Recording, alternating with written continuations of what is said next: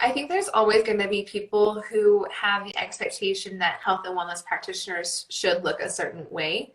And there are also a lot of people like you and I who don't look that certain way. Y- Um, and and yet we still can help a lot of people, right? Yes. With what you know. And in my opinion, there's no one better to learn from than someone who's struggled with the same thing that you've struggled with. And there's so much that goes into our experiences. So you might, I know you've done some really long extended fasts in the past.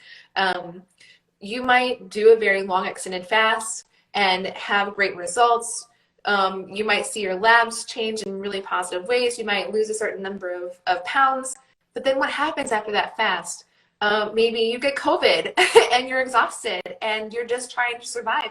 Maybe you lose your job. Maybe you get divorced. All kinds of things happen. And we also have to account for like our real life experiences as humans on this A planet. lot of people ask me, Jimmy, how do you get such good deep sleep? Well, there's a lot of things that I do, but one of the newest things that I recently added is this upgraded magnesium from a company called Upgraded Formulas.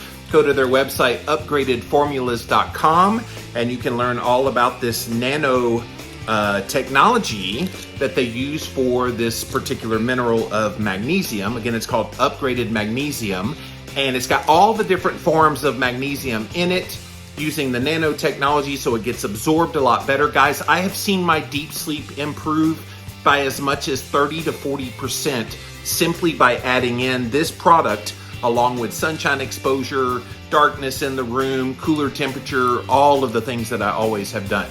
So again, upgradedformulas.com is the website. Go check them out. There's always going to be people who have the expectation that health and wellness practitioners should look a certain way. And there are always going to be other people who need someone that's relatable to them, right? Regardless Yes. like what size or shape you are, what color you are, what age you are. We need to have people that we feel safe with to help guide us through our own experiences, as well as trusting that someone has gone through the same kind of experience or similar experience that we are going through ourselves. And I think I didn't mention this before, but one of the things that we can get stuck in is this thought process of like, there's like big names in the health and wellness industry, and maybe we think we should look like them or be like them as practitioners, but it's often easier to help someone who's just a couple of steps behind you in their journey from where you are right now, and Yes. literally reach your hand back and like show them the way, right? Yes. But if someone is like on this platform, this mountaintop, just shouting down at you, this is the way to go. This is Yeah. how, it's not as relatable. Like they may not be able to hear you. They may not be able to understand what you're saying. They just may not connect with you. So we need people all across the spectrum. Yes, like great. There are some people that look a certain way, have the right size body, the right shape body, and they're great examples for some people that need that kind of example. And we also need the diversity in health and wellness practitioners of all kinds so that more people see what's possible for themselves and understand that everyone's just on their own journey. Yes. And look, I get a lot of nasty stuff in the comments and in the DMs. I know you do too, for a variety of reasons. And I feel like there's kind of this disconnect of people understanding that kind of pressure that happens all the time. I used to let it get to me hard, Danielle, but then Mhm. after a while, I was like, I really don't care anymore. Uh, Yeah. and then with the events of the last 2 years, and you start talking about a little bit of that stuff, and people really come after you, and so it's like you try to like say, you know what, I'm going to stay true to who I am. I don't have to be Paul Saladino to reach an audience. He's great. I love the work that he does. Literally everything is bullshit according to him. And then other influencers like you follow to get inspiration, but I don't really relate to them near as much as I do someone else who speaks more vulnerably, more openly about their struggles. This is where people make mistakes in building a health and wellness practices. They think they have to like, oh, look at my perfect plate of food. Oh, look how perfect I exercise in the gym. And it's like, people look at that, yes, inspired, but not relatable. So I love what we're saying here. Yeah. Yeah. And there's also so many factors that go on behind the scenes that you don't see on Instagram or on Facebook or wherever else, right? You don't hear it in a podcast or on a YouTube channel. There's the ancestral trauma, the generational trauma that we bring in our DNA into the bodies that we live in now. And those things are not measurable. Those things are unseen, but they affect our results now. There's also just, our childhood trauma, our emotions, our emotional baggage, if you want to call it that affects our results. And so, I know you've done some really long extended fasts. You might do a fast and have great results and see your labs change in really positive ways and lose 50 pounds or whatever it is. And then at the end of that fast, we go on lockdown, you lose your job, and you get divorced. And you're suddenly dealing with a whole new set of circumstances that were different from when you did that fast and you got great results. And now you've got to learn how to accommodate, essentially, how to adapt your healthy habits into this new world, this new environment that you're living in. There's always changes. I don't think we're meant to find a place where we arrive and we stay there for the rest of our lives. Like I arrived when I was 22 and I've been perfect ever since. Life doesn't happen that way. And yet people always are searching for that pie in the sky kind of answer, and you're just setting yourself up for failure if you do that. And I can tell you, I've been dealing with a lot of my own kind of childhood trauma. I'm 50 years old now, and it wasn't until 47 that I actually really started face to face trying to deal with this thing that happened to me decades ago. Mm-hmm. But now that I'm on the other side of that, I'm like, holy crap, like how many years did I hold on to all that stuff? Yeah. And the reason I have insulin resistance, is it the reason that I have weight on the body? And people often will chide me for that. And I'm like, look, I'm supposed to be statistically dead right now. Mm-hmm. And I'm not out. No, I'm not dead. I'm alive and I'm able to help people and all the things that you do. And it's like, that's a part of health that is devalued. And I hope that we're starting to see trauma and mindset and other kind of external factors and stress, especially the last 2 years, talked about. Mental health is health. Yeah. As part of a whole health and wellness kind of practice. And that's going to help you build, because there's a lot of people right now, Danielle, right, that have gone through the most traumatic experience of their lives the last 2 years, and they're looking for help from a practitioner. And this is a perfect opportunity for channeling that and saying, hey, I can help you, not just with your physical issues of weight and maybe diabetes and other things that you're dealing with, but also some of the mental side of things. For sure, yes. It's been like a long time coming, right? That we have gotten to a place where we can acknowledge the unseen aspects of our health, our mental, our emotional, our spiritual, our energetic health. And it's unfortunate that the circumstances over the last 2 years are a huge part of what got so many people to pay attention to our mental and emotional well-being.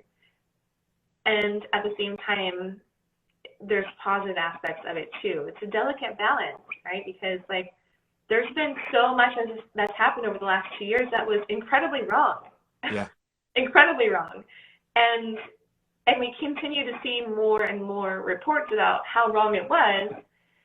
And yet there were positives that came from it. More people than ever in my lifetime, and probably also in yours, are looking for alternative options for their health and their well-being. They're more aware that their health is their responsibility. No one else is taking care of that for them, and looking for support and looking for options. So for people that have been listening to your podcast or following you on Instagram that are thinking about starting some kind of health or wellness business of their own, now is an amazing time.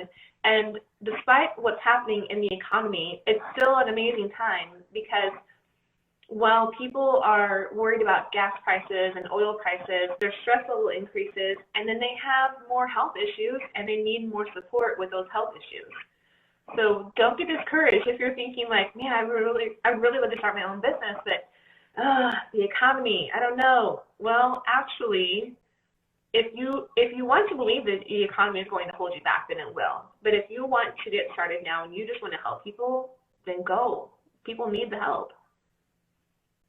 What's funny about, not funny, that's a bad word, but what's interesting about the mental health crisis that has kind of revealed itself the last 2 years, and some of the ways that we were lied to very blatantly about various things, which we won't talk about because I will get banned off of social media if I Yeah. say what I really think. But it's not new. Like, I've been in the health space long enough, Danielle. They've been lying to us about cholesterol and about Yeah. low fat diets and about meat. And I could go down the list of Yeah. all the things they've lied to us about and told us there's a pharmaceutical answer to things. And it's like the last 2 years have not really been a surprise to me because it's just par for the course of what I've seen my whole career. Yeah. I think for the most part, having been a chiropractor since 2008 and being aware of the same kind of things that you're talking about with low carb, keto diets, intermittent fasting, cold plunges, all of those things, it's almost as if it was easier for me to see very early on there's something not right about what's going on here. And I already knew how much corruption there was in certain industries. So, yeah, very early on, I was like, I don't know. I don't know if this is really what we're being told that it is. Well, and think about all the people, even in the health and wellness space, that kind of bought into it. Look, when this first kind of all went down, I'm like, okay, first couple weeks, let's ride this. Let's do all the things. But then it became quickly apparent this was not going away in a couple weeks, and so a lot of us very early on, like I'm talking April, May of 2020, we were like, whoa, what the, like, give us some more evidence. And then it kept getting weirder and weirder and worse and worse. Yeah. And you start speaking out about it. Oh my gosh, you can't stay in your lane. I'm just like, this is lane. This is health. This has to be talked about. Yeah. Yes, I'm totally with you. I mean, there have been many points over the last 2 years where I'm like, I should just not talk about these political things because is it really going to contribute to someone's life in a positive way, or Yeah. just cause more division? Let me push back. Let me push back because a lot of people said that. They were like, "Oh, stop being so political." I Yeah, didn't see it as political. I know it was politicized. Literally everything in this society now is politicized. But for me, it was all about health. It was all my lane of health of what I've talked about for almost 2 decades. And so yeah, when they were like, "Oh, don't talk politics," I'm like, I'm not even interested in that aspect of it. I'm interested in how does this impact our health directly. And like, to me, if you're in the health space and you're talking about health things, okay, maybe they're politicizing, but I keep it focused on health. We should be able to talk about those things within that context. well, the truth is everything is political. Our Yeah. food is political. The food industry is political. Farming is also political.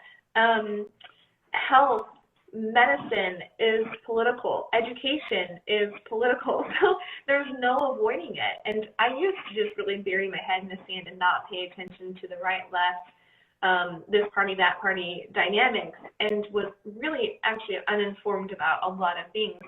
And the last 2 years really brought a lot to my awareness that I was not aware of before.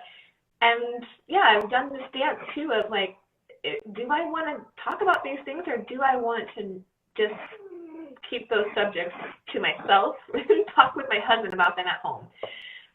But I know that there are a lot of other people out there who want to be speaking up and who want to be able to express themselves freely. And I feel like, how could I advocate for someone to be able to do that in any way if I'm not doing that myself? And so sometimes that means that I say things that you might not agree with. Yeah.